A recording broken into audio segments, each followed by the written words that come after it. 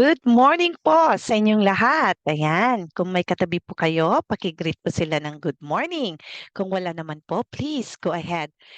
Greet yourself a good morning. Ayan, very special po kasi ang morning sa akin because I believe na in the morning we're supposed to be with fresh mind and fresh body.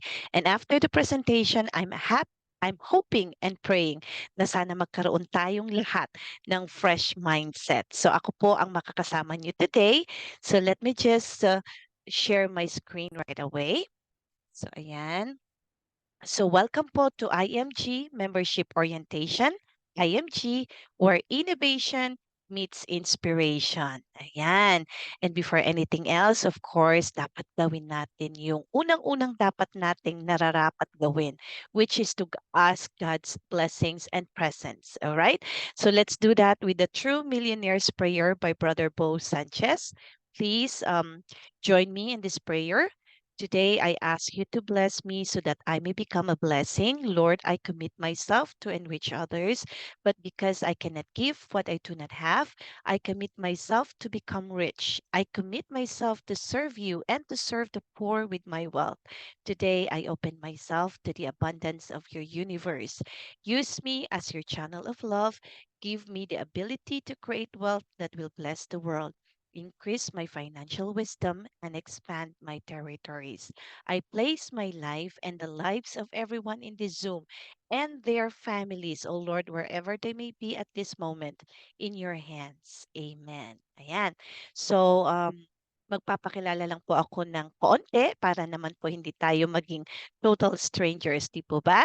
So ayan, kaya good morning ako ng good morning because I would want to be known as the Good Morning SMD. Ayan, so ako po si SMD Jasmin Verushka Villa Chamias Ramboyong. Ako po ay tubong Ilocos Norte. I graduated from the University of the Philippines, College Baguio. Major in political science and psychology. I migrated to the US, Illinois, Chicago in 2018 with my two children. So, and we were only joined by my husband nung 2022 lang po. So, yung mga OFWs na nagkahiwa-hiwalay, I could really relate with you po. So, naintindihan ko po, ang hirap po ng magkahiwa-hiwalay yung mga families, di po ba? But that is something that we have to do because we want to provide for the needs of our families, especially our children, di po ba?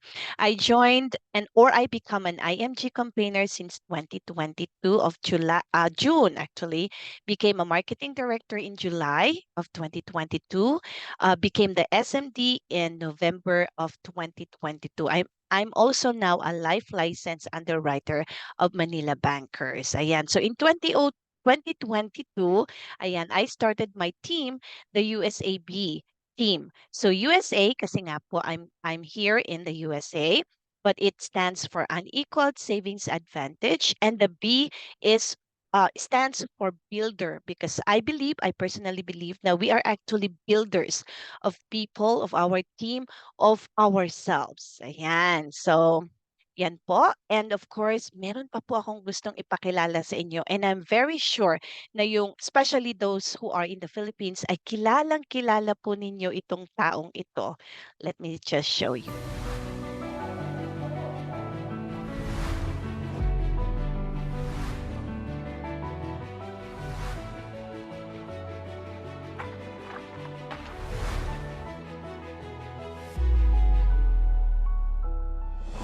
Kakampi mo, kakampi natin. Sama-sama tayo patungo sa financial freedom. Rafi Tulfo po, kakampi ng inapi, kakampi ng IMG.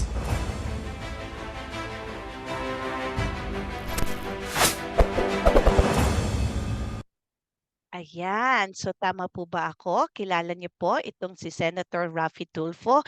So ngayon pa lang po masasabi niyo na hindi po scam ang IMG because of course alam natin na numero uno si Senator Raffy Tulfo na kumakalaban sa mga scammers, di po ba? So ayan, pero ano ba yung sinasabi ni Senator na IMG? It actually stands for International Marketing Group. So it started in 1998 po dyan sa Pilipinas and was registered in the Security and Exchange Commission in March of 2002. So at this year, 20 plus years na po ang IMG. Pero mind you po, I'm telling you na yung system na ginagamit ng IMG is actually could actually be traced back way, way, way back pa po in 1977 through the WSB. Ayan. Pero yung WSB po kasi, it's only for Canada and USA. And yung IMG, ayan, para po sa ating mga Pilipino around the world. Ayan. So, since then, IMG became the biggest and fastest growing financial services marketing company in the Philippines, and now it's going worldwide. It actually assists people who want to help themselves achieve financial security through financial education and building a proper financial foundation. Medyo himay-himayin po natin ng konti yan mamaya, alright? Pero uh, what do you call this? IMG or WSP is just a system, a tool na it's a powerful one, I can assure you that. Pero kung hindi po natin aaralin or gagamitin, ay magiging useless lang din po. Like for instance, let me just give you a very simple analogy, right? Yung martilyo po, of course, I'm sure alam nating lahat kung ano yung martilyo, di ba? It's a very simple tool, pero it's powerful tool because it can do a lot of things. Pero kung hindi mo yun pupulutin, pupukpok at gagamitin, magiging kagaya lang din po siya ng anything na useless, 'di po ba? So gano'n din po yung IMG. It's a tool na kailangan nating i-acknowledge, aralin at gamitin para siya maging useful. And I'm telling you, the system that IMG or WSB has already proven to help a lot of lives, associates lives para makapag-build sila ng successful business. So, if your interest is building a successful business, you are in the right group po. All right? So, but as early as now, I would like to make a disclaimer po that IMG is not an insurance or an investment company. We are a company who offers total financial solution for a total peace of mind. Ayan. And wala po tayong product dito, so wag po kayong mag-alala at hindi po namin kayo bebentahan or whatsoever because our product is only education. And with that, we want to use that as a wake-up call. What do you mean by wake-up call? Gusto namin po kayong kalampagin. Gusto namin kayong gisingin na let's say, kung hindi man maganda ang sitwasyon nyo ngayon, with that education na i-provide po ng IMG for free, ay talaga namang magigising kayo at marirealize nyo na there is something that you can still do para mabago yung buhay nyo. O kung sinasabi nyo naman po na maganda na yung buhay nyo, well, meron pa pong ikakaganda niyan. And of course, gusto natin na yung magandang buhay ay hindi lang po maghihinto sa atin, di po ba? Gusto natin ito ay maipamana natin sa mga susunod na henerasyon ng ating family, di ba?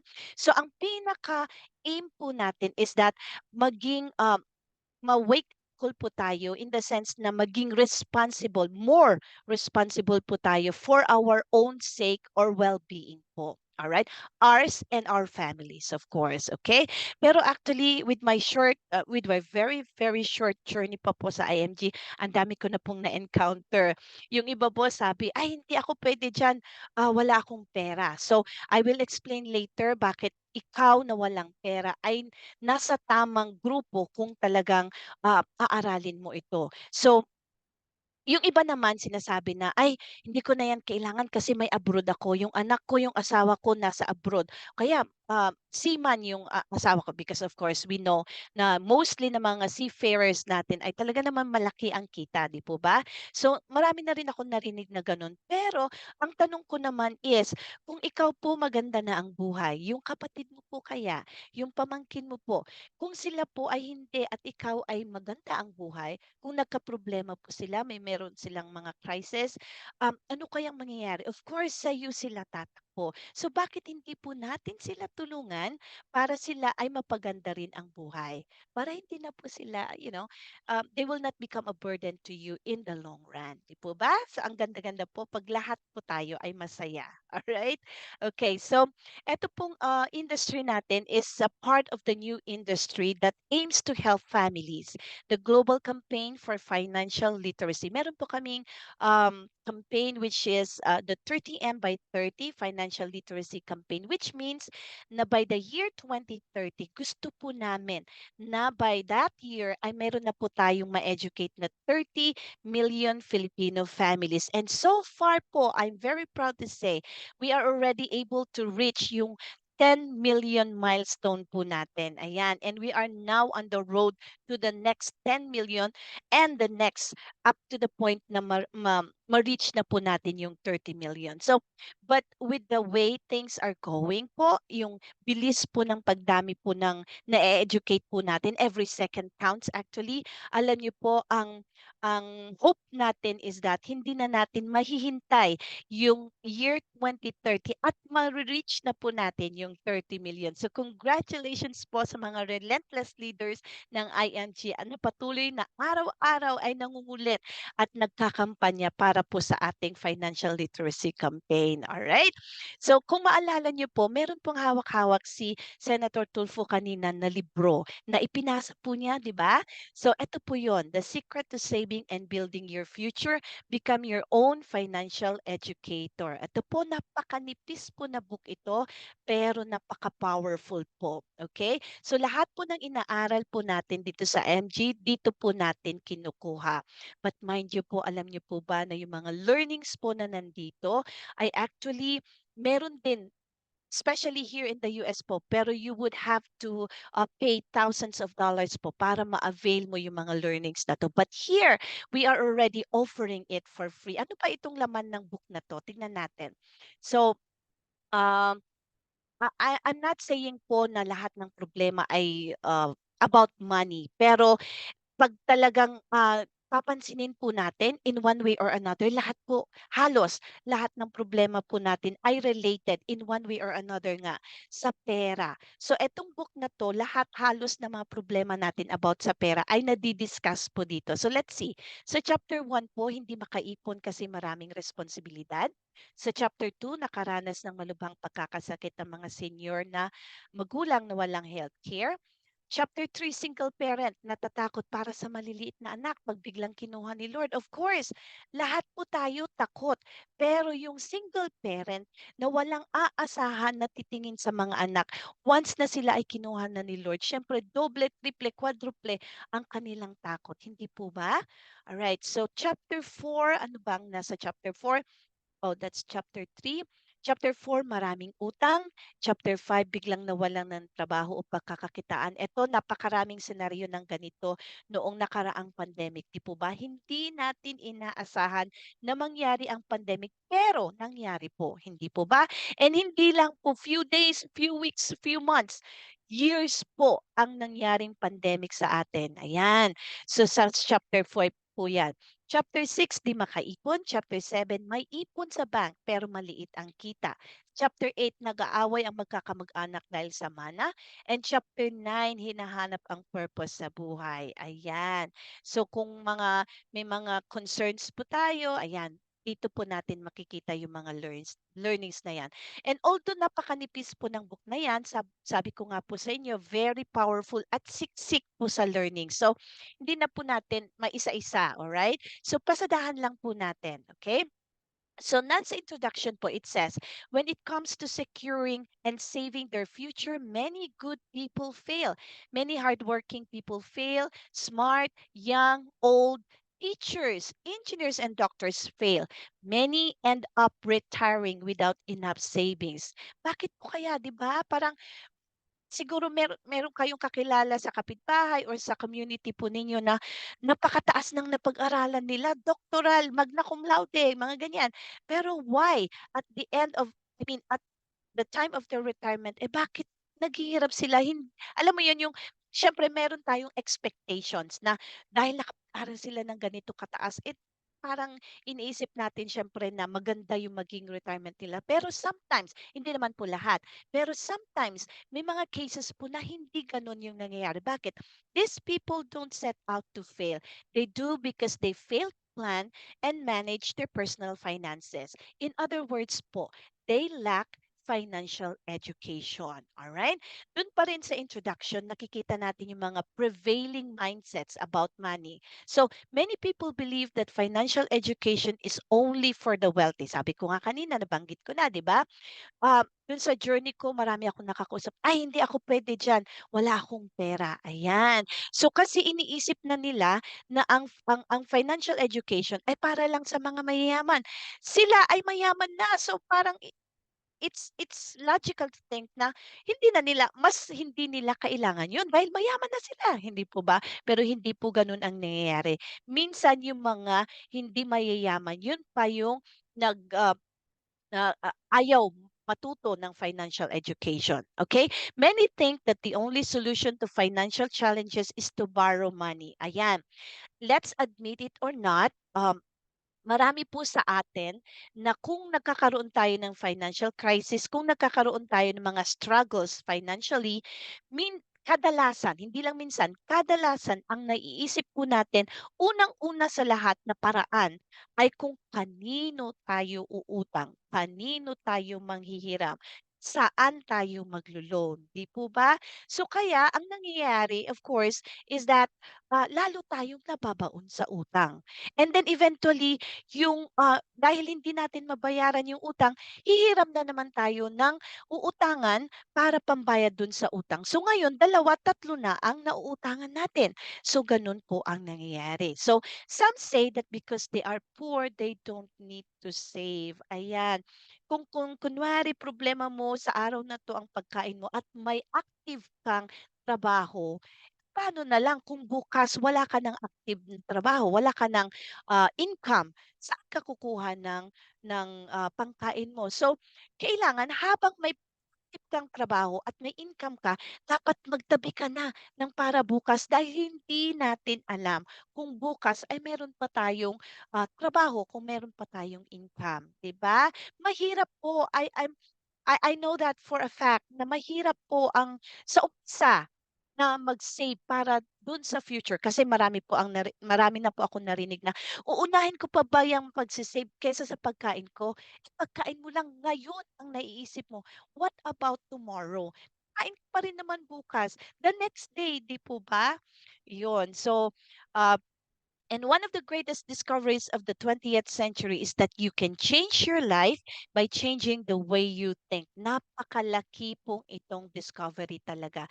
Alam niyo, there's a study in Pennsylvania, if I'm not mistaken po, na kung ano yung paulit-ulit mong iniisip, nilalagay sa kaisipan mo, eventually magkakaroon po yun ng change dun sa physical change actually in the region of your brains. And then, yung pag-process po niyan ultimately po, it will impact yung kung ano yung maging tingin mo sa sarili mo and eventually this changes in the way you view yourself, yan na po yung mag-a-associate dun sa positive changes po sa inyong behavior. So, kung iniisip mo na, "Kaya ko 'to, kaya ko, mag-iipon ako," eventually po, yun po yung mama-manifest dun sa behavior natin. Believe me, kasi proven na po yan according to a study, okay?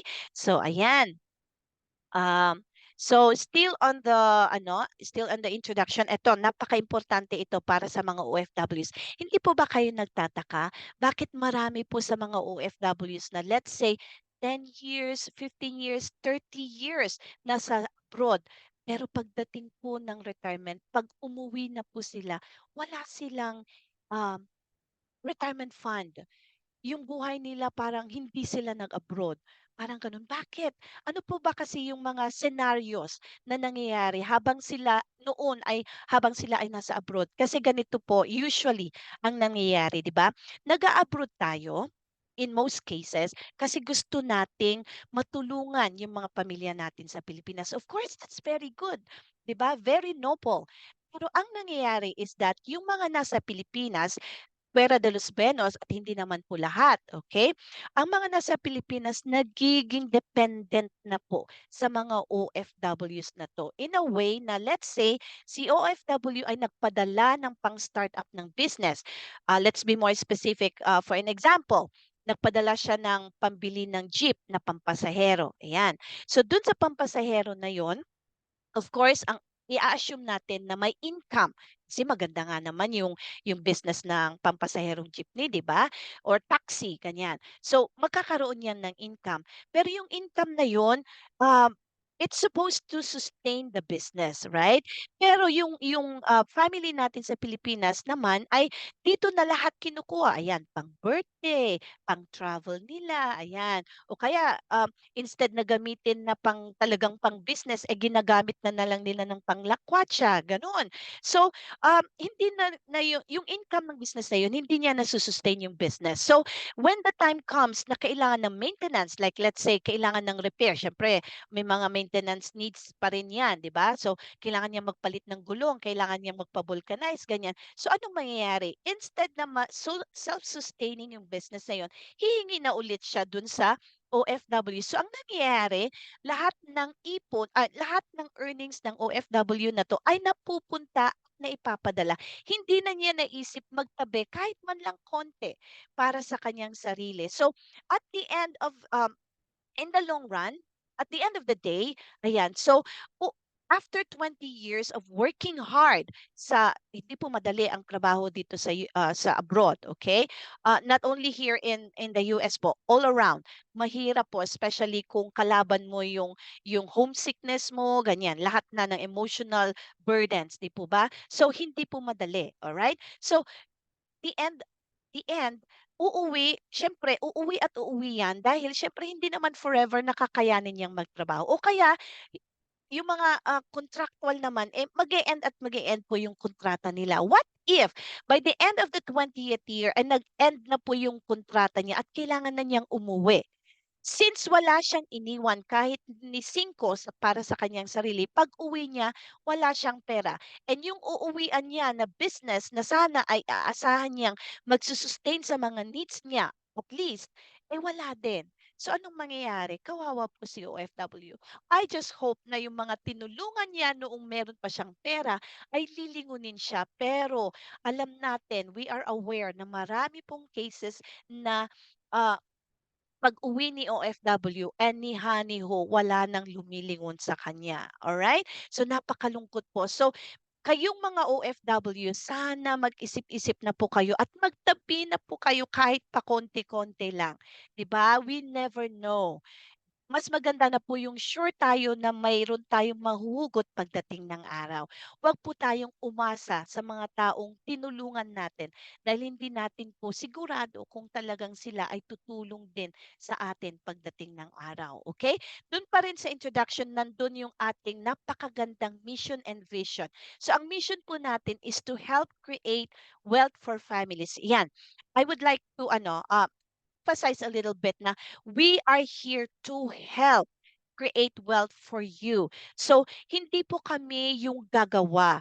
Kami po ay tutulong. So, sabi ko nga po kanina, 'di ba, yung tool, yung system ay aaralin at gagamitin. Ngayon tutulungan po namin kayo kung paano niyo po gagamitin yung system na yun para makapag-create po tayo ng wealth for our families. And of course, hindi po tayo hihinto dun sa pag-create lamang ng wealth because we are also aware na hindi porket may wealth ka ay gaganda na ng sigurado yung buhay mo dahil marami ang wealth na lalo lamang napapariwara ang kanilang mga pamilya. So, we want to make sure na mag-guide po namin kayo para yung impact po ng wealth na maki-create natin together is that magiging maganda po yung impact niya in the long run for your family. And we do not want to have any family left behind po. So, yun dito naman sa vision natin is that we want everyone to be able to earn what the wealthy are earning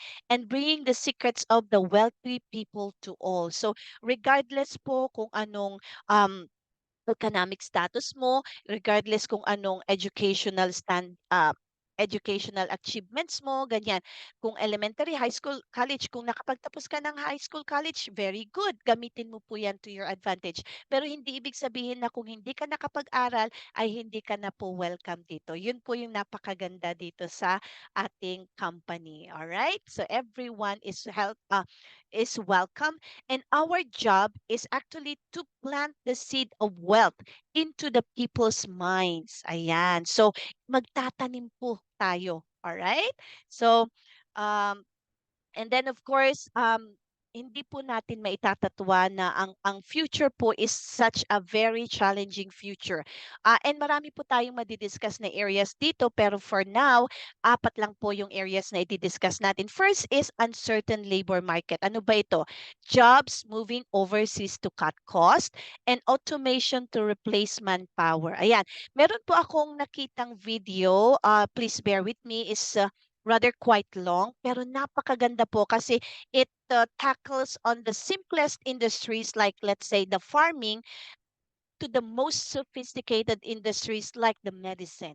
So tignan po natin kung anong um saglit po, ayun.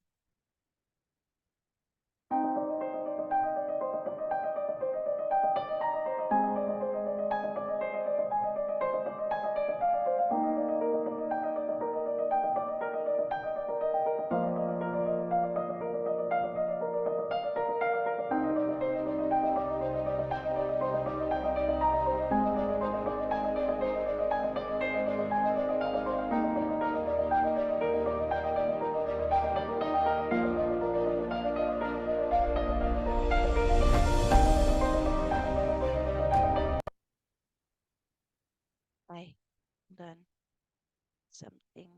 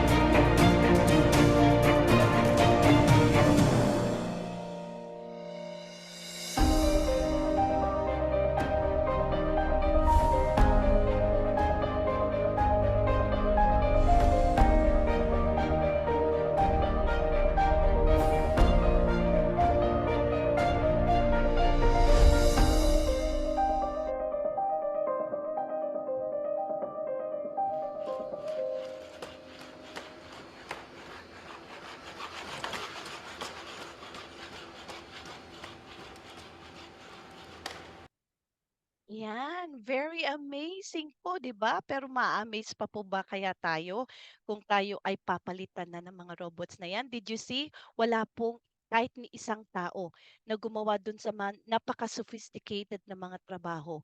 Minsan hindi natin kaya yan, and they can actually do it, right? So parang nakaka-amaze pero nakakatakot din at the same time, right? So, okay, second area of the challenging future is of course low savings and high debt. Ayan. So, low savings have a major impact on retirement, and many people have to work beyond 65 years. Okay. Meron actually very simple studies dyan sa Pilipinas na they actually found out na only 2% of the retirees are financially independent. 2%. So, nasaan yung 98? 'Di ba? Parang, oh my God.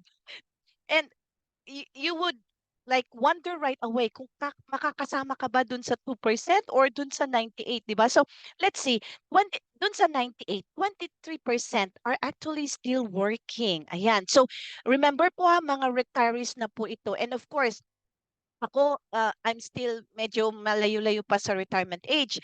Pero, I mean, technically the retirement age because here in IMG po, if I could just, say it very quickly, kung marunong ka talaga, you don't actually need to wait for that retirement age. It's, let's say, 60, 66 para mag-retire. Kung talagang kaya mo nang mag-retire, edi mag-retire ka na. And that is what is happening to a lot of our IMG campaigners. Kasi ang retirement po naman kasi ay hindi naman po based sa age. It's based on your capability na wag nang magtrabaho. Kung if you have all your needs already secured at hindi mo na kailangan magtrabaho actively, edi pwede ka nang mag-retire, di ba? So, hindi po based dun sa age. Pero let's just say na technically 60 or 66 years old ang retirement natin. So, 23, given na 66 years old ka na and you still need to work, 'di ba? Marami ka na nun mga nararamdaman. Ako nga, sabi ko nga medyo malayo-layo pa sa retirement. But then, marami na rin akong mga nararamdaman sa katawan. But still, if I have to work, then I need to work, right? So, 30% naman are actually those who are dependent on charity. Ito, nakita po natin nung kasagsagan ng pandemic. So, sila yung mga kahit umuulan, bumabagyo, o kaya mataas ang tirik ng araw, ay nakapila sila, naghihintay sila ng konting supot na ayuda from the government. Sila po yun. And 45% are actually dependent on children. Yan. So eto, yung pagiging dependent natin sa mga anak natin ay somehow ay rooted dun sa ating culture, which is in a way okay naman dahil it's our way of showing back our love to our parents. Pero if I will explain later na ito ay hindi rin talaga maganda in the long run. Okay? So ayan, meron akong nakita na nagkaroon sila ng parang simple test na kung magkano nga naman ba ang kailangan para sa isang magandang retirement. Okay? So, eto, ang tinignan ng Lina actually is for food. So, for a 60 to 80-year-old person. So, let's say 100 per meal. Siyempre, tayong mga Filipino, especially sanay tayo sa breakfast, lunch, at saka dinner. So, that's 3 times a day. So, 300 a day na yan. So 300 pesos a day times 365 days in a year. So that would actually cost 109,500. So in 20 years, di ba? Kasi 60 to 80, so that's a 20-year difference. So in 20 years, meron ka dapat 2.1 million. Pero kung okay, gusto mo naman sana ay kasama mo pa rin yung iyong esposo, esposa, that's 2 times 2. So 2.1 equals 4.2 million. So kung medyo malapit ka na sa age ng retirement or nandun ka na, meron ka po bang 4.2 million para you would be somehow be included in the 2%. Pero mind you po, this study is only for food. Wala pa po dyan yung ibang bills, healthcare, travels, at saka inflation.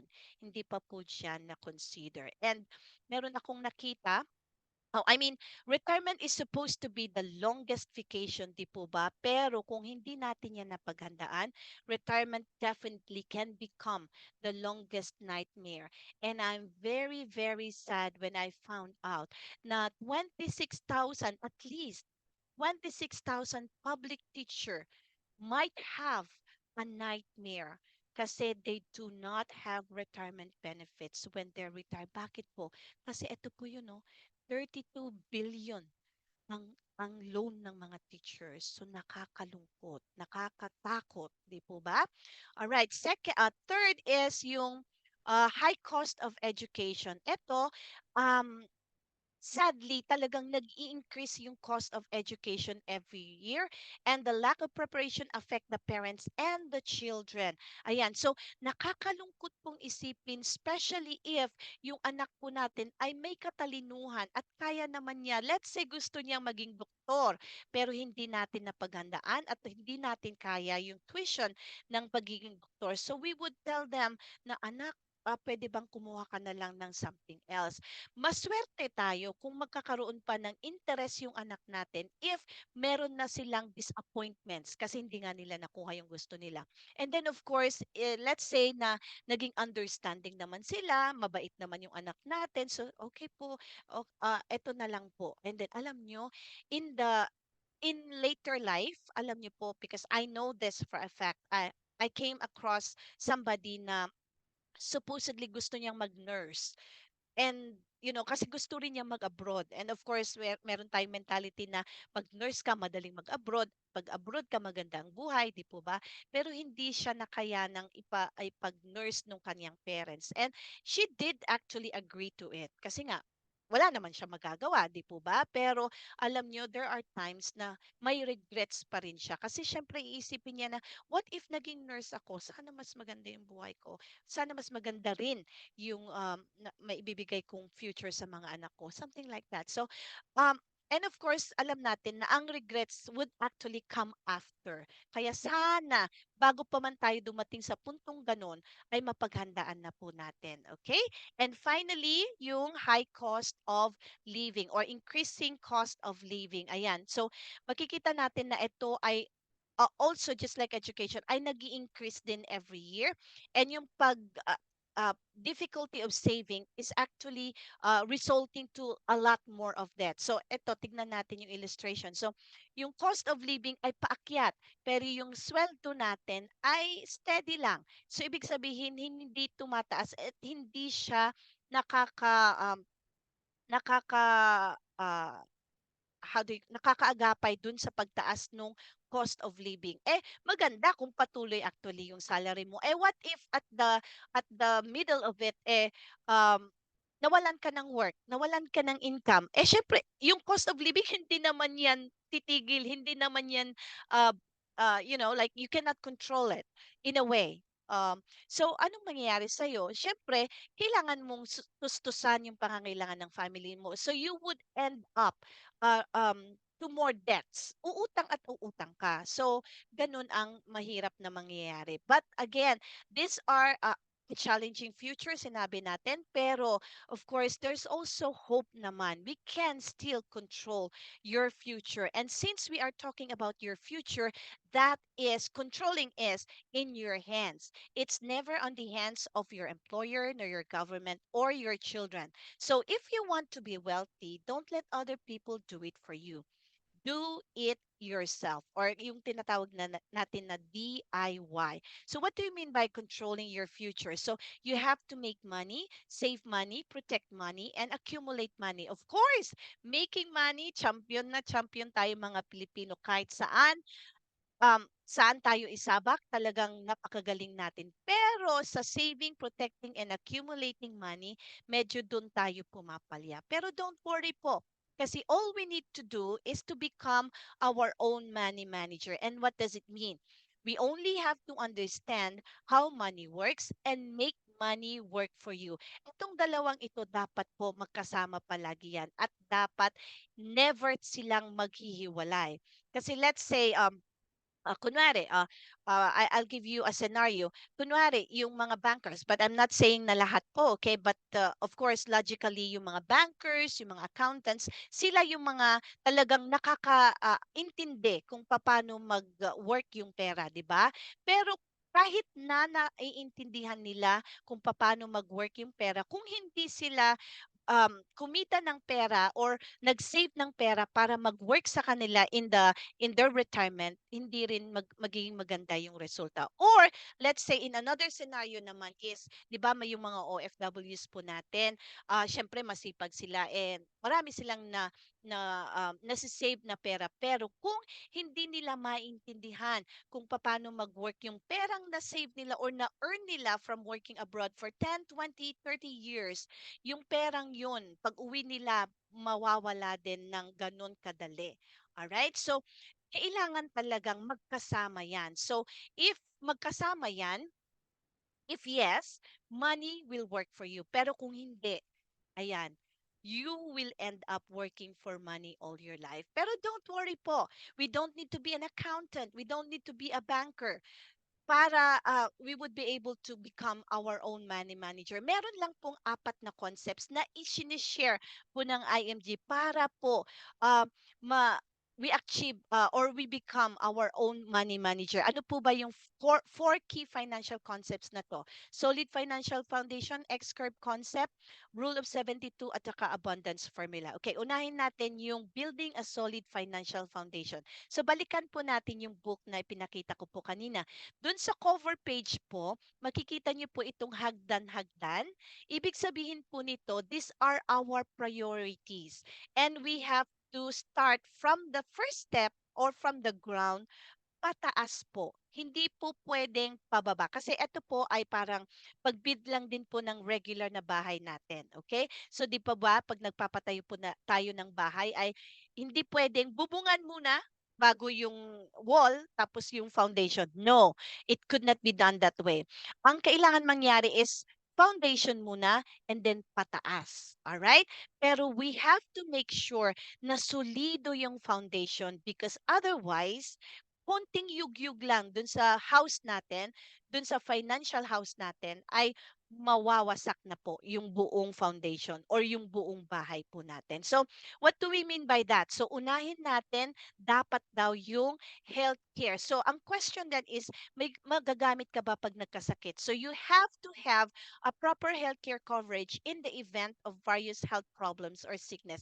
May dalawang klase naman po actually ng healthcare. So, short term at saka long term. Yung short-term healthcare po, ito po usually yung ibinibigay ng mga companies habang po tayo ay nagtatrabaho sa kanila. But the moment po na tayo ay nag-retire, na-terminate, o nag-resign, ayan, hindi na po natin yan madadala at magagamit. Kahit po gaano tayo kabait, ka-loyal sa company po natin, once po na umalis tayo doon, wala na po yung healthcare na yan. So, yung long-term healthcare naman, this is the healthcare na magagamit po natin in our retirement age. Pero, although magagamit lang natin yan during our retirement age, dapat po ngayon pa lang, especially kung mas bata-bata ka pa at meron ka pang existing na short health care, dapat isipin mo na po or paghandaan mo na po yung long-term health care mo. Bakit? Kasi kung later mo pa yan pag-iisipan, later mo pa yan i-avail, actually baka hindi mo na yan maa-avail. Because it's either na hindi na pwede yung health condition mo by that time or hindi mo na yan maa-avail in terms of yung premiums kasi sobrang mahal na po yan pagdating ng panahon. Alright? So, yon. Second is, may protection ka ba sa sarili at pamilya? Ito, marami talaga ang allergic na mga Pilipino when it comes to, talking about life insurance. Pero alam niyo po ba na napakaganda ang concept ng life insurance because especially in the event of premature death. Bakit? Kasi once po na kinuha tayo ni Lord at hindi natin alam kung kailan, meron pong instant money tayo na makukuha to pay off any responsibilities and liabilities na naiwan po natin. Pero alam niyo po, hindi po ako magtataka kung marami po sa atin ang takot. And I would want to be honest po, before I didn't have a good understanding of life insurance then. I didn't have any life insurance back home in the Philippines, I mean. Kasi hindi ko rin po naiintindihan. Pero alam niyo po ba na napakasimple lang po pala ang concept ng life insurance. Parang nakahalin tulad po ito sa isang payong. Yan. So, you don't need it unless it starts to rain. But if you don't have it with you when it's already raining, it's too late to go home and get it. Kasi from there, at uwi ka pa lang at kukunin mo yung payong, basa ka na, 'di ba? So useless na nakunin mo yung payong. So what uh Pero kung meron ka ng payong palagi na hawak-hawak mo wherever you may be, ayan. So kahit ambon, bagyo, meron kang nakahandang payon. Ayan, 'di ba? And then meron din akong nakita, I'm not sure if you still remember po si ano, si Dolphy, siya po yung king of comedy in the Philippine cinema. Ayan, pero I'm not gonna be surprised kung hindi niyo na po siya but I doubt kung hindi niyo na po siya naaalala. Pero actually, matagal na po kasi siyang wala. That's why I kind of like wondered if you still remember him, or yung mga mas bata-bata sa atin kung nakilala pa nila siya. Kasi po, matagal na po siyang wala. Pero alam niyo po ba, despite the fact na matagal na po siyang nawala, he is still providing for his children. 'Di ba? Ang sarap pong isipin na, let's just say matagal ka nang naihalo sa lupa, ay ramdam pa rin ng pamilya mo yung pagmamahal mo kasi meron pa ring naipo-provide sa kanila, and that is only um possible because of life insurance po. Ayan. So balikan natin yung foundation natin. So ano yung third?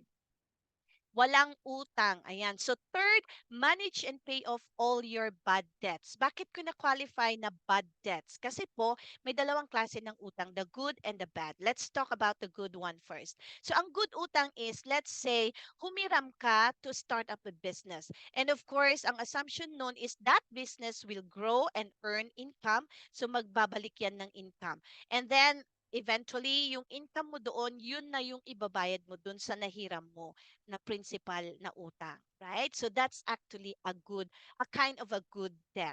Pero ang bad debt naman is that kung let's say nagpa-debut si kapitbahay, si kumare, at ayaw mo naman pong masapawan ni kumare, pero gusto mo ring magpa-debut ng anak mo, kaya lang wala kang budget. So what did you do? Hihiram ka para lang hindi mapahiya or hindi ka, let's say, maangasan nung kumare mo, 'di ba? That's a very good example of a bad debt. Okay? So, ipapakita ko mamaya na very scary po ang may utang. Okay? So, next is yung may magagamit ka ba in case of emergencies. Ayan, tayo mga Pilipino, ang dami po nating emergencies pero wala po tayong funds. Especially kung may mga kamag-anak tayo abroad, even yung pampa-birthday ginagawang emergency. Ay, birthday na pala ni sa next week, next month, pa emergency lang, mga ganong tipo. But, and it says here na we have to set aside at least 3 to 6 months of your total expenses. Pero, given yung ating experience nung pandemic, how long was it? 'Di ba, more than 2 years. O, actually, even now, ramdam pa rin po natin yung effect ng pandemic. Actually, ako po, I personally felt yung impact ng pandemic, and I will tell you later. All right? So, ibig sabihin, hindi enough yung 3 to 6 months kung tutuusin. Kailangan we have to set aside more para mas handa tayo. Okay? And finally, investment para sa future goals. Ayan. Bakit kaya I know, you might be wondering, bakit last yung investment? Kasi I know na karamihan po sa atin, when we get a large amount of money, ay ang unang-unang ginagawa natin ay nag invest. Bakit? Pero mali po pala yun. Kasi ang tama is, dapat ma-manage muna natin lahat ng priorities dito sa baba, yung in-enumerate po natin kanina, bago tayo may karapatan daw na mag-investment. Bakit? Kasi po, ang investment na yan ay mawawala lang din yan ng basta-basta kung meron tayong hindi na-manage na isa man sa mga priorities dito sa baba. I'll give you an example. Kunwari si Bunso, nagkasakit, emergency, wala kang fund, wala kang healthcare. So, anong mangyayari? Well, kunwari ang investment mo ay titulo ng farm, ganyan. So hindi mo naman pwedeng ibigay yung titulo na pang-deposit dun sa hospital, 'di ba? You have to have cash para may pang-deposit ka. So anong gagawin mo? Siyempre, isasanla mo or ibebenta mo yung investment mo. And sometimes ang nakakalungkot, when people come to know na gipit ka, lalo ka pa nilang gigipitin. So yung palugi na nga na presyo mo dun sa investment mo, talagang didikdikin ka pa at ilulugi ka pa ng mas lalo. So, wala. useless yung naging investment mo, di po ba? So ganyan. So we just have to make sure na ma-manage natin mga priorities natin from the ground going up. We have to build it right and we have to build it strong. Ayan. Next concept is yung galing yan sa chapter 1, which is the X-curve concept. This is a very simple concept na napakagandang representation ng buhay natin. It has two lines. The blue line is the money line, which is at the beginning, kung let's say normally pag nag-uumpisa ka pa lang na magkaroon ng active income, syempre wala ka pang savings niyan. Pero in the long run, ang goal niyan is for you to have big savings. And then yung red line naman is that mga responsibility lines natin ito, which includes yung mga food, shelter, clothing, education, health, debts, loans. And of course, ang ano natin, ang goal natin for the red line is that mapababa natin. I'm not saying na mawala because even when during our old age, hindi naman po totally mawawala yung mga needs natin for food, shelter, clothing. Maybe mababawasan. Kaya, like for instance, education, dapat by this time, wala ka nang pinapag-aral dahil syempre tapos na dapat yung mga anak mo. Alright? So at this point of your life, dapat meron ka na dapat passive income, meaning as compared to active income, ang ibig sabihin ng passive income is that you don't actually have to work already. Kung mag-work ka man, it's not because you have to, but you just want to, 'di ba? Ang sarap pag magtatrabaho ka na gusto mo lang at hindi dahil kailangan mong mag-work. um, Syempre na-discuss natin kanina na yung mga tao na dahil kailangan nilang mag-work is because meron silang mga responsibilities na kailangan pa nilang ah, masagot, 'di ba? So let's say etong ikaw ay nasa age na ng old age at wala kang big savings and meron ka pa din mga responsibilities, kanino ka tatakbo? Yan, eto na po yung mga 45% kanina that would actually most probably go back to their kids para mag-depend sa kanila. And nakakalungkot dahil let's just say yung anak mo ay nag-uumpisa na rin ng kanyang curve. So, meron na rin siya mga responsibilities na sarili. Let's say may mga anak na rin siya. So, masa-sandwich na ngayon yung anak mo, 'di ba? Kawawa naman siya. Masa-sandwich in the sense na aalagaan niya yung mga anak niya. Of course, responsibilidad niya yung mga anak niya. And aalagaan ka rin niya. Hindi ka naman niya talaga tatalikuran as much as possible. Pero what if yung manugang mo ay hindi kasing bait ng anak mo? Of course, yung manugang mo ipa-prioritize niya yung mga anak niya over you. So ngayon, ito na yung usually magiging mitsa ng mga arguments ng mga mag-aasawa. And given na ikaw yung rason kung bakit sila nag-aaway ngayon, so 'di ba, parang nakakalungkot isipin. So if you live too long, the question is, do you have something to protect yourself? Do you have investments? Can you live on interest? Ayan. If you die too soon naman, so kung nag-uumpisa ka pa lang at ang taas-taas pa ng responsibilities mo, bigla kang kinuha ni Lord.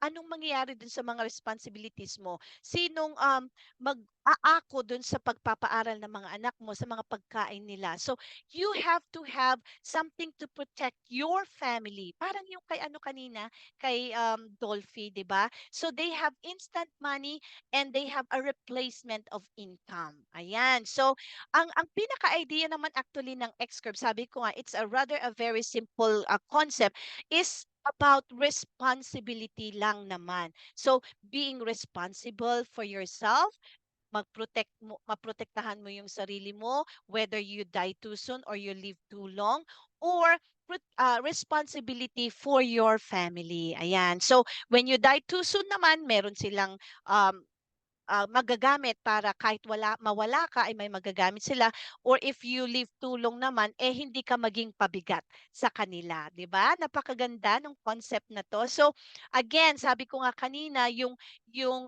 pag-meet ng ano, because sometime in your life dapat mag-meet po yung dalawang linya niyan. So ibig sabihin taas yung blue line, pababa yung responsibility line. It doesn't have to be the same age for everybody. It could be earlier kung marunong ka, kung natuto ka na ngayon sa IMG, it could be possible na magmi-meet na yan, mapag-meet mo na yung dalawang linya na yan ng mas maaga-aga kesa dun sa mga tao na hindi marunong na later pa nila mapag-meet or baka hindi na nila mapag-meet yung dalawang linya na yan at all, di ba?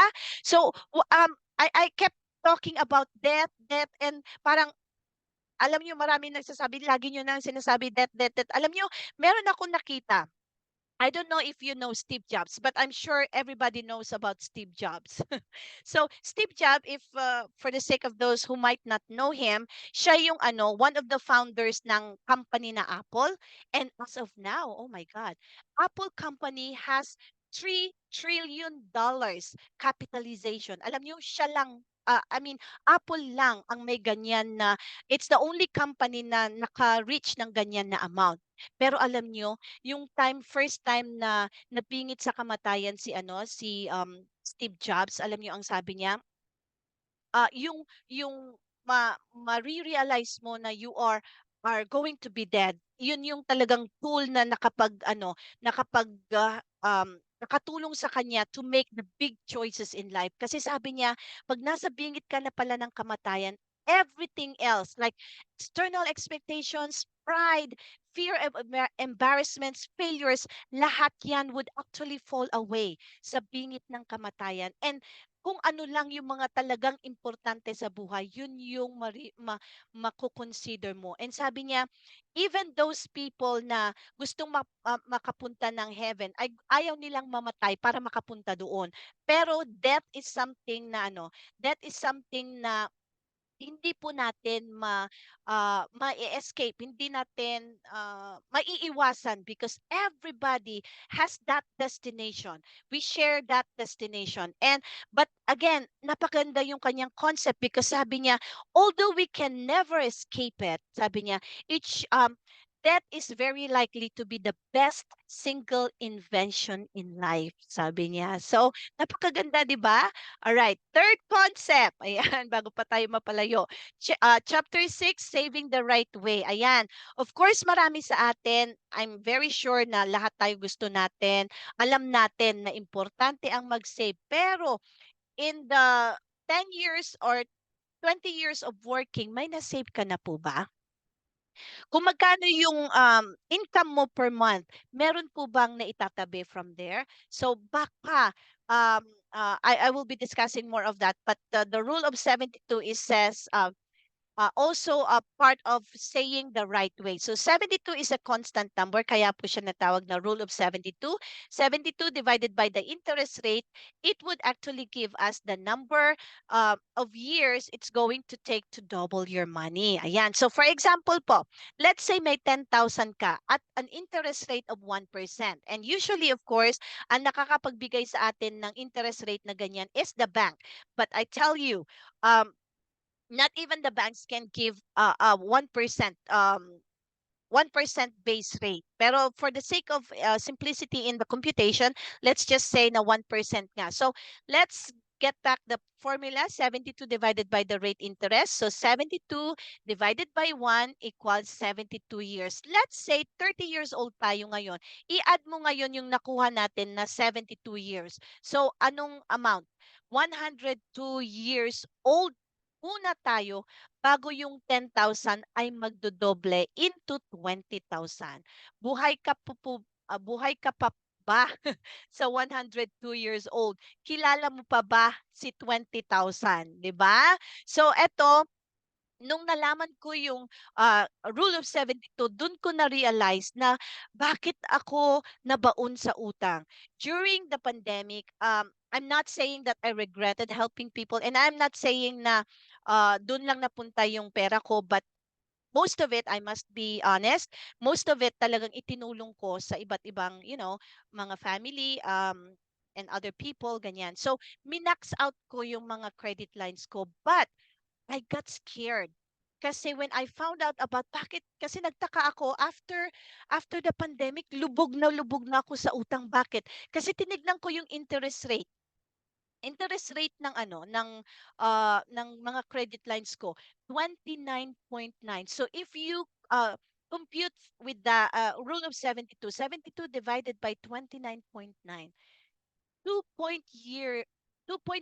years magdodoble na lahat ng utang ko. So kaya pala nung pagkatapos ng pandemic, oh my God, halos hindi ko na mabayaran even just the interest. Buti na lang, dumating yung aking hero, yung aking husband, at tinulungan niya akong ma-settle. So that's when, uh, na-settle na namin yung mga iba namin na na mga credit line. So nakakatakot po kasi every time titignan ko yung account ko, oh my God, interest pa lang hindi ko na kayang bayaran. Okay? So dapat 'yun maintindihan natin. And um let me go forward a little bit. So we have to understand how money works. So let's just say 30 years old po tayong lahat. Sino ba ang nandito? So let's say si Maria ay nakahanap ng vehicle na may 4%. So 72 divided by 4 equals 18, meaning 18 years magdodoble yung pera niya. So let's say si Maria may 100,000. So at the age of 30, di ba? So i-add mo ngayon yung 18 years. So at the age of 48, 200,000 na yung pera ni Maria, right? And then another 18 years, 66, 400,000 na yung pera ni Maria. Wow! Ang bilis, 'di ba? 400 kaagad yung kanyang pera. Pero sabi naman ni sino bang meron dito? Sabi naman ni um, Alicia, sabi naman ni Alicia, ay hindi, may nahanapan akong 8%. O, di ba? So, 72 divided by 8, so 9 years na lang. Instead of the 18 years, 9 years na lang. So in that 30 years old, or let's just say 30 years old din si Alicia. So i-add mo yung 9 years. So ibig sabihin at the age of 39, maging 200,000 na yan. Another 9 years, 48 years old si Maria, 400. Another ilang 9 years pa meron si Maria bago maging 66. Two more times. So now, si Maria ay may 1.6 million na. um, Same age as Maria, right? So, pero sabi naman ni si CEO Glenda, sabi niya, alam nyo, meron pang mas mataas diyan, may 12%, sabi niya. So, pinakita niya, 72 divided by 12 equals 6. So, let's say si CEO ay may 100,000 din, at si CEO ay 30 years old din. So, at the age of 66, si CEO ay mayroon ng how much? 6.4 million. Tignan niyo po, si Maria, si Alicia at saka si CEO, pare-parehong 30 years old, pare-parehong may 100,000. Pero look, when they got to the age of 66, how much do they have? So tignan niyo po. So anong example ba? Kanino kaya nag-invest si Maria? Sa bank. Kanino kaya nag-invest si Alicia? Sa government fund or bond fund? Kanino kaya nag-invest si CEO? Sa mutual fund. Now, I'm not saying that we are against the bank or we are against the government fund or bond fund kasi these are good and stable vehicles then. Pero look, you only had, let's say si Maria, may 400,000 lang. Same money, same time, si CEO may 6.4. So, let's say na si Bangko na pinagbigyan ni Maria ng 100,000 ay sumama kay CEO dun sa mutual fund. So, si bank ay meron na ngayon 6.4. Ibabalik pera ni pera ni Maria. Ibabalik ngayon ni bank yung 400,000 kay Maria, and then the 6 million, kanino kaya mapupunta? Of course, sa kanya na yon. And mind you, when you invest, you are buying the day that you don't have to work. And yung 6 million difference na yan is actually equal to 30 years of someone who is earning 200,000 per year. Diba? So kung ikaw, kanino ka sasama? Kay Maria, kay Alicia, or kay CEO? I hope you go with CEO, okay? So, ayan. And ayan naman ay basic computation lang. Pero meron pa actually mas maganda, which is the compounding interest. And sabi nga ni Albert Einstein, there is no force in the universe more powerful than compound interest, sabi niya. So, paano nga ba ito? So let's just say na meron kang monthly saving na 1,000. So may annual interest, again, may mga vehicles 'yan, 'di ba? Pero syempre since alam natin na meron talagang 12%, dumiretso na tayo dun sa 12%, all right? So yung 1,000 monthly savings mo in 30 years, meron ka ng 3.5 million. Ngayon, kung I've been thinking of that term. Kung diskumpiyado ka sa tagal nga naman ng 30 years, edi yung 1,000 mo gaming mong 5,000. So kung 5,000 yan at 12%, instead of having 3.5 million, 17.6 million ngayon ang pera mo. Yan. Pero again, you have to make sure na yung time is your best friend or your enemy. Kung ikaw ang nagsisave, best friend mo si time kasi mapupunta sa iyo yung pera. Pero kung ikaw ang may utang na kagaya ko noon with that very big interest, yung time ay worst enemy ko. Kasi the longer that I would not be able to manage yung mga utang ko, the more na mababaon ako sa utang. Okay? So naging worst enemy ko si time. Alright? So saving, ayan, sabi ko nga kanina, in chapter 6 pa rin tayo, saving the right way. Alam natin na importante ang mag-save. Pero bakit kaya after 10, 20, 30 years of working hard ay hindi tayo nakakapag-save? Maybe kasi mali yung formula natin. So, we have here an abundance formula na itinuturo ni Brother Bo Sanchez, which means that yung 100% income natin, bawasan daw natin ng 10% for our tithes. Yan, regardless naman kung anong religious denomination po tayo, it's either na yung 10% ay ibigay mo directly sa church or pwede mo rin namang ibigay directly sa mga tao na gusto mong tulungan. It's up to you naman. We don't impose kung saan or kanino mo ibibigay yan. And after that, dapat daw may 20% that would go to your savings. This is what we call paying yourself first. Kasi nga po, 'di ba? Uh, bakit ba tayo dapat magta-tithes? Kasi etong 100%, it's a blessing from God. So it's really right naman na magbalik naman tayo kahit 10% lang, 'di ba? For me personally, my belief is that whatever I have is my gift from God or my blessings from God. Whatever I give to others is my gift or my gift to God. Yan. So ayan, going back to the 20%, ayan, marami na rin yung nakakapag-isip nito actually, pero mali lang din yung napaglalagyan nila. Kasi parang, oo nga, ako naman ang naghirap. So yung usually mga kabataan, so pagkakuha nila ng kanilang sweldo, ay, ako naman naghirap yan, let's go, party, party.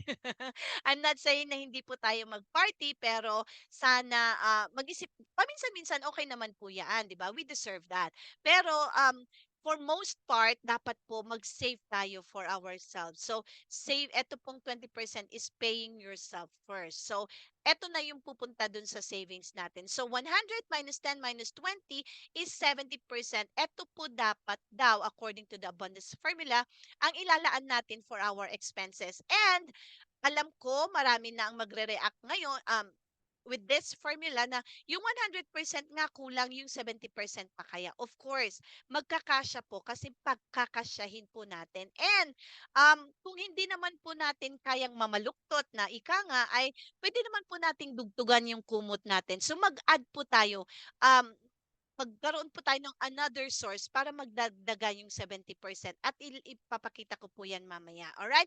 And baka meron mga extra expenses po tayo somewhere na hindi po natin nare-realize. So let's just say, kunwari, isang example na lang kasi medyo na papalayo na tayo.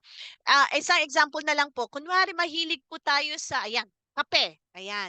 So 20 pesos per cup and nakaka 3 cups ka a day. Alam niyo po ba, that's actually 1,800 or 1,800 na po yan in a month. And in an annual basis, at 21,000 na po yan, 21,600. And alam niyo po ba, pag in-invest mo po yung kape na yan in 12% in 20 years, 1.8 million actually yan. Di ba? Parang, ha? Hindi natin iniisip. Or kung hindi naman po natin kayang itigil, eh bawasan natin, gawin nating 1 cup or 2 cups a day and then eventually ano natin 'yan, didisiplina natin yung sarili natin, ayan.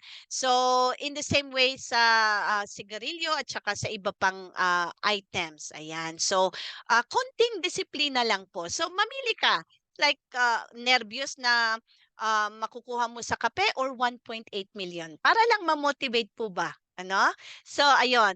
And, eto yung sinasabi natin kanina na pinuntahan ni CEO at ni bank is the mutual fund. How does it work? So eto po, let's just say na kunwari si Reynaldo, ayan, bagong member ng IMG. Alam niyo po kasi, um, sa IMG po, once po na naging member ka, automatic na po tayong maging investor ng mutual fund. Wala na po tayong entry fee, o 'di ba? Pero and binibigyan na po tayo actually ni IMG ng initial fund na 1,000 pesos. Ayan. So, kasi alam ni IMG na ang mahirap, kalimitan, ang pinakamahirap gawin is yung mag-umpisa. Pero eto, investor na nga tayo, may fund pa. O, di ba? Saan ka pa makakita ng ganyan? di ba?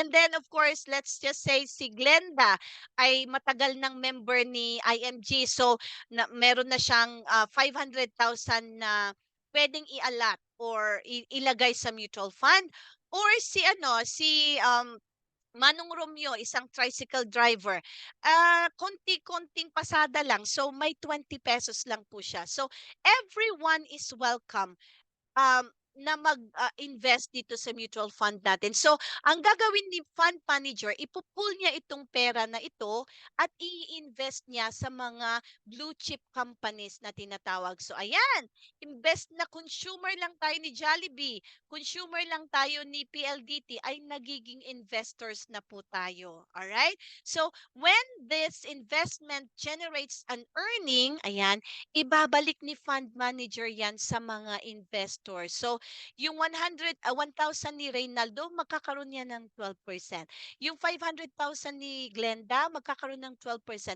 Yung 20 pesos ni Manong Romeo, magkakaroon ng 12%. So, ibig sabihin, equalized ang earnings natin. Hindi porket 500,000 si Glenda, eh mas mataas yung percentage ng earning na. No, lahat po tayo pantay-pantay. Alright? So, ayan. Yung question po kanina dun sa X-curve, i-emphasize ko lang po what if you die too soon, who will take care of your family? Ayan, meron po tayong solution which is the life insurance which will become the instant money or income replacement. Or if you live too long naman, who will take care of you? Ang solution po natin dyan is investment and long-term care or money working for you. And alam niyo po ba, may good news po ako, alright?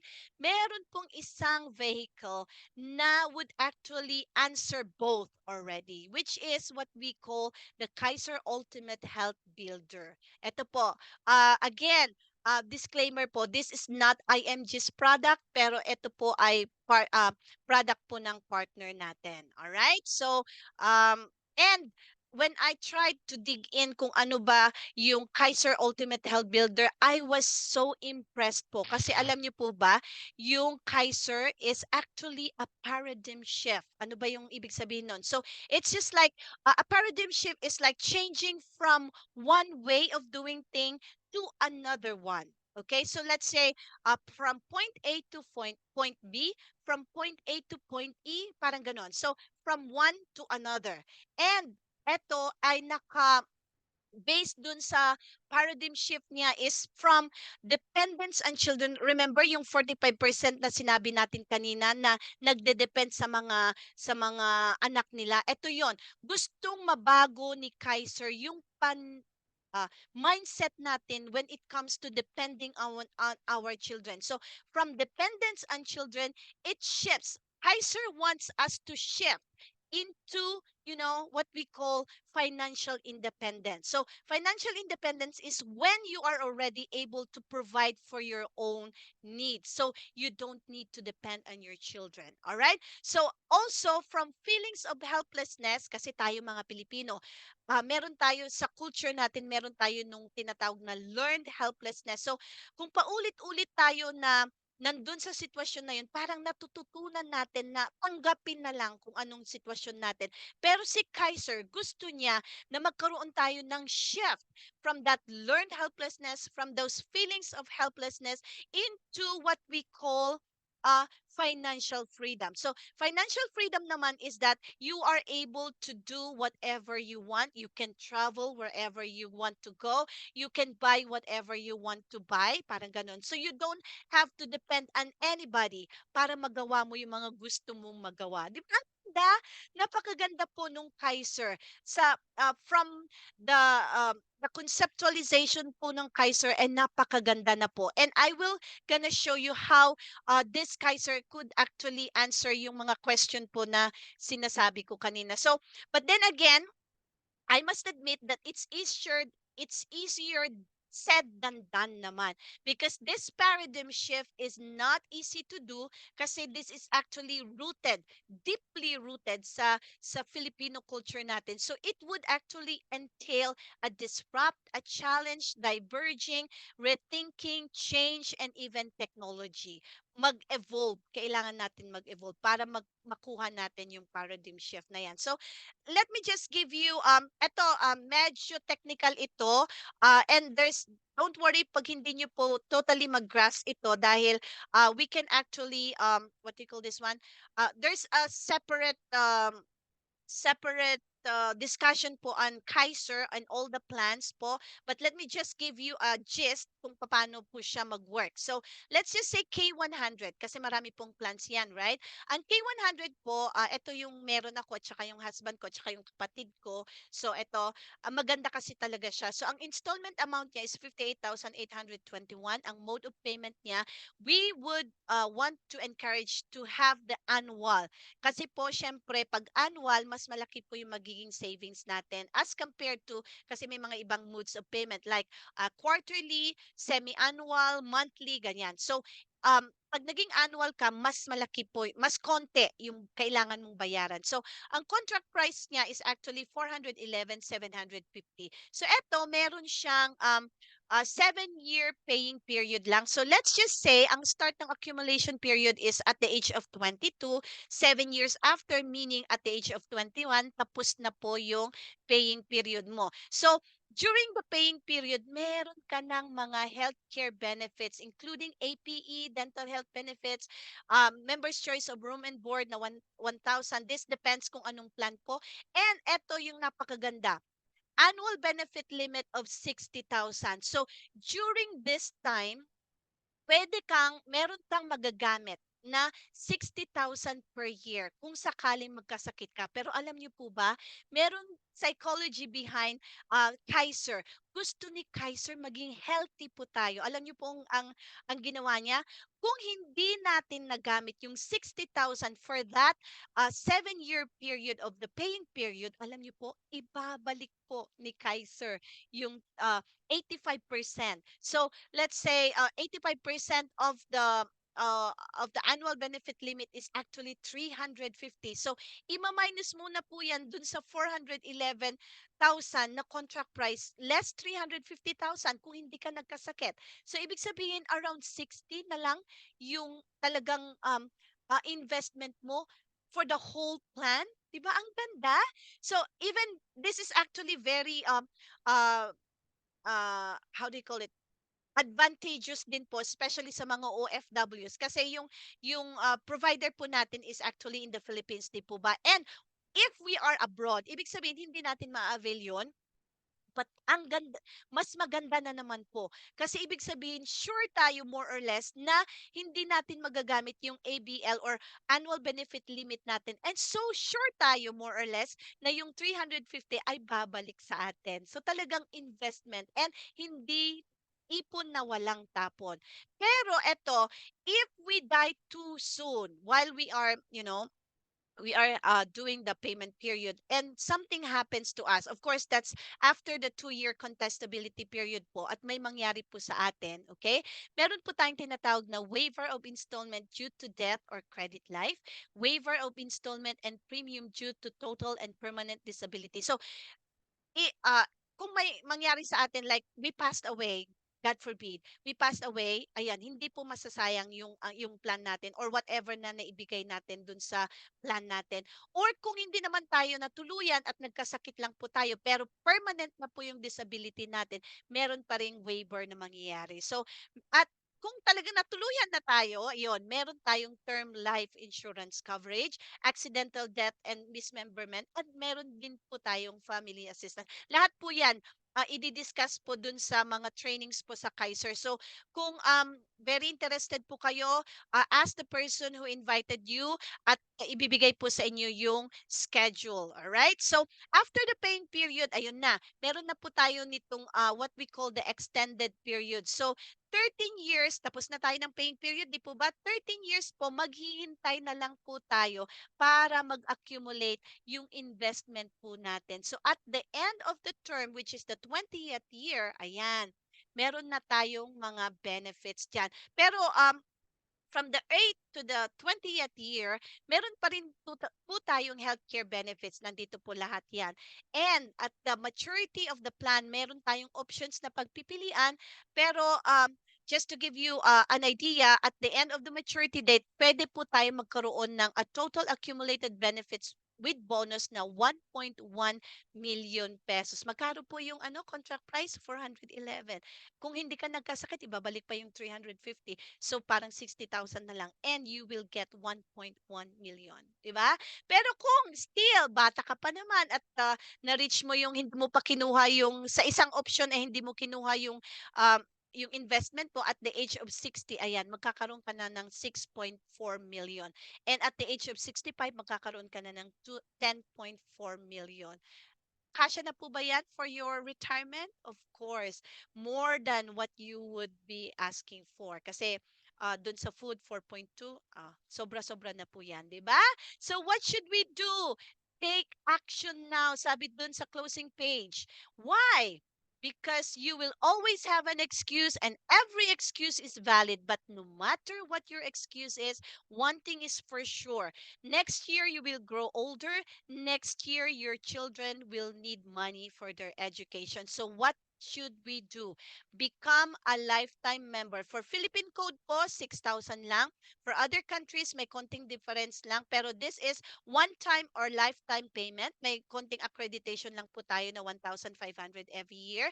And this is like, the idea of this is that parang yung sari-sari store for you to be able to operate, meron kang permit para maging legal ka na legal yung operation mo. So, ganun din po. And this is also only administrative expenses lang naman po. All right?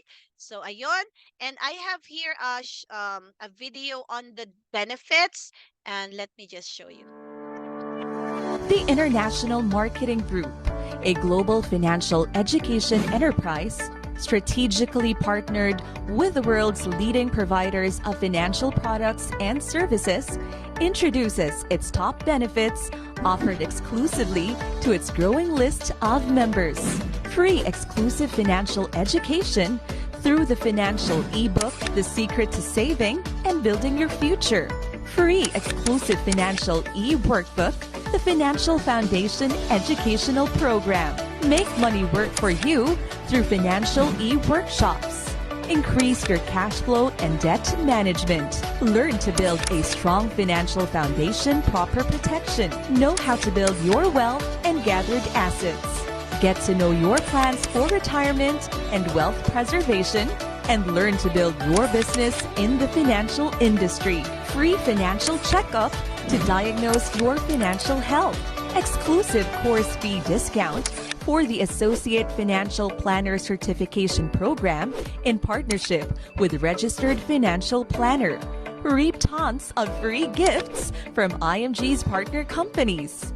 Up to 300,000 pesos of personal accident insurance from Manila Bankers Life Insurance Corporation. Exclusive access to Fidelity Life, a mutual benefit association exclusive for members with 50,000 life insurance coverage and 24/7 memorial concierge services. Exclusive free gifts with Vision Care, now more accessible to all members anywhere in the world. Get your free IMG and Kaiser frames through the IMG portal. free unlimited consultation and discounted medical services for members and their immediate family members through IMG's exclusive partnership with Kaiser Medical Center. Become an automatic mutual fund investor through the IMG Soldivo Strategic Growth Fund in partnership with Rapper Financials. Get exclusive access to IMG's partner industries. Exclusive access to the best long-term, short-term, and senior care services from Kaiser International Health Group Incorporated. Access to the multiple option super term, life insurance products, income replacement assurance, and Everest Memorial Solution designed by the country's top insurance provider, Manila Bankers Life. Free investment seminars. Invest in mutual funds at 0% entry fees exclusively to IMG members. Access to stocks online trading platform, MyTrade. Access to special rates from Palawan Pawn Shop. Increase your savings with these exclusive discounts. Save your money on your car, fire, travel, personal accident insurances through Vault Assurance and IMG brand. Exclusive member savings on real estate purchases. Special discounts on memorial lots and interment packages. Exclusive member discounts on special courses to keep you abreast of the evolving technology and ever-changing industry. Convenience and peace of mind with our 24/7 Memorial Concierge Service, providing assistance to help the family arrange the best but most reasonable funeral for their loved one. Protect your assets by creating your own corporation through Asset Preservation Service. Combine huge savings and personalized assistance to enjoy a hassle-free car purchase experience with our exclusive IMG Auto program. Be in the financial industry. Become debt-free, help families achieve financial success, and get the income you want from your own business in the elite financial industry. Experience the world's wonders on your vacations, cruises, and conventions through IMG's Travel Rewards program. Qualify for the exclusive and world-class IMG Recognition Awards. Free HMO coverage for marketing directors, senior marketing directors, and executives. Get the member support you need.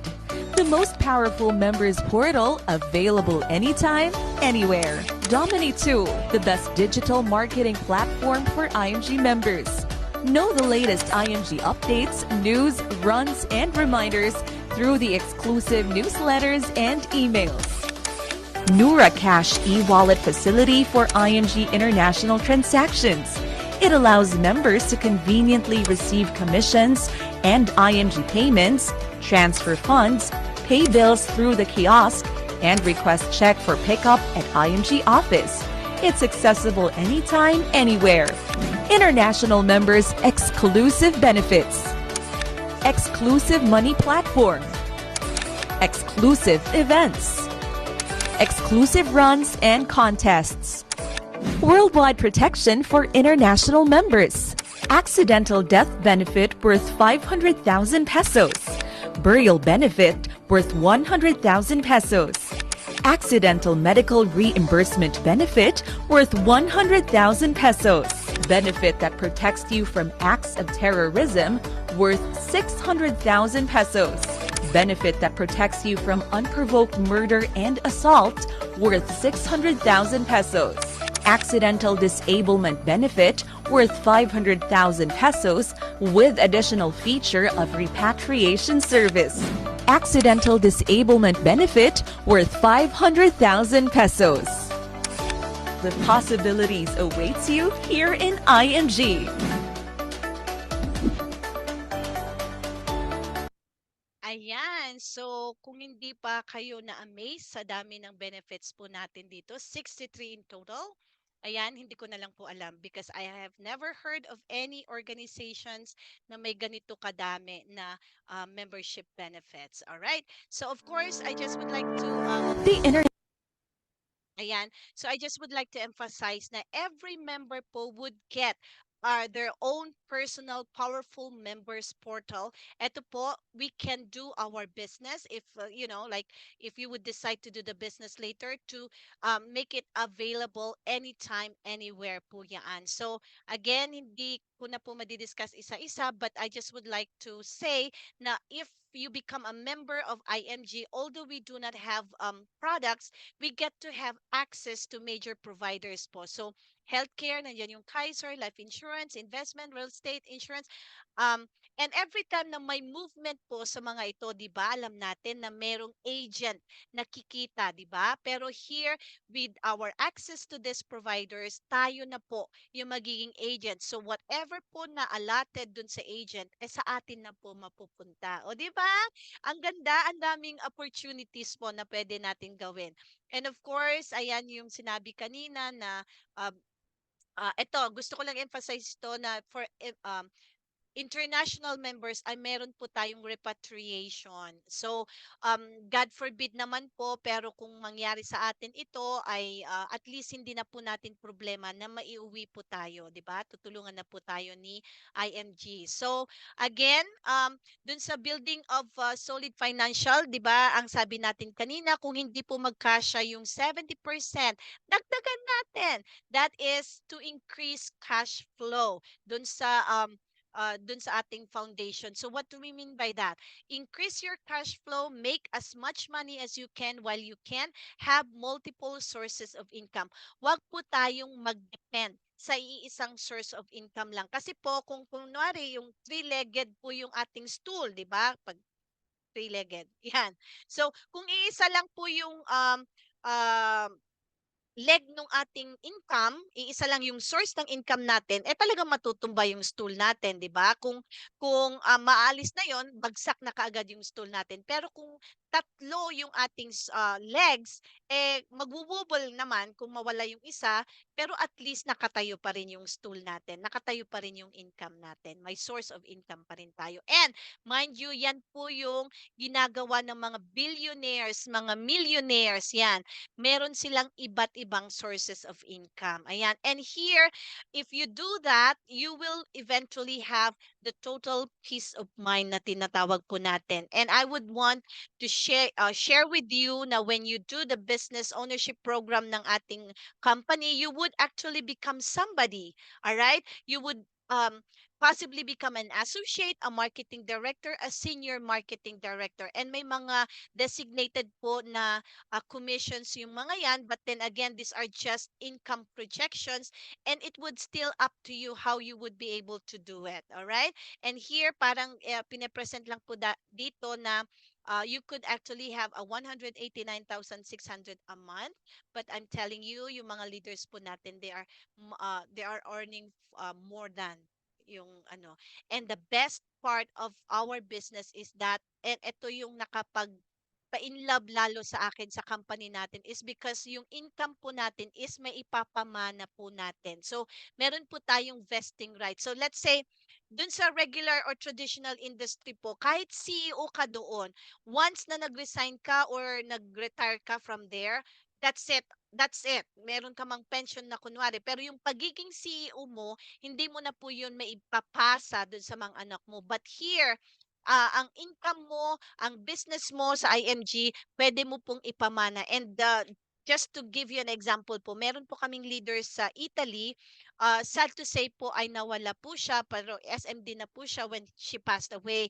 Alam niyo po yung family po niya ngayon, since yung team po niya is still, prospering, yung income ng team niya ay patuloy po na nare-receive ng kanyang family. So, around 230,000 a month, which is not bad at all, di po ba? So, ganun din po yung gusto kong mangyari sa anak ko. Kaya, um, gusto kong gawin ito na talagang I want to build it right talaga. So, just to recap, okay? So, ano ba itong IMG? Para sa akin ba talaga ito? Lahat ng napag-usapan natin, let's just, go back a little bit. So, if we want to pay off debts, IMG is the answer. If you want to send your children to college, IMG could help. If you become a better provider for your family, IMG. Support your aging parents, IMG. Replace wife or husband's income, IMG. Fire your boss and become your own boss, IMG. Go back home for good. If you are an OFW, marami na po nakagawa niyan. So, we could say na talagang totoo po yan. IMG pa din. Travel the world with the whole family, IMG. Give abundantly to charity. Eto, just like what I said, I wanted to do more, to help more, pero this time I would want to do it the right way, all right? So, from nobody to become somebody, IMG. Ayan. And according to Bill Gates, if you're born poor, it's not your mistake, but if you die poor, it's your mistake kasi wala kang ginawa. 'Di ba? So, financial education is not just for the wealthy, just like we have been saying, it's for everyone, okay? And para po pagpapasalamat po sa time na inalat nyo sa akin, and for especially for those who stayed up to the end. Ayan, meron po kaming campaign and protect. Meron pong personal accident insurance po na 20,000, that is for free for you to avail po. Tanungin nyo lang po yung yung nag-invite sa inyo at pwede nyo na po itong ma-avail. Alright, so that's it. To God be the glory. This is your Good Morning SMD, Jasmin Jamias Ramboyong. Thank you so much po. And let me give back the floor to our host.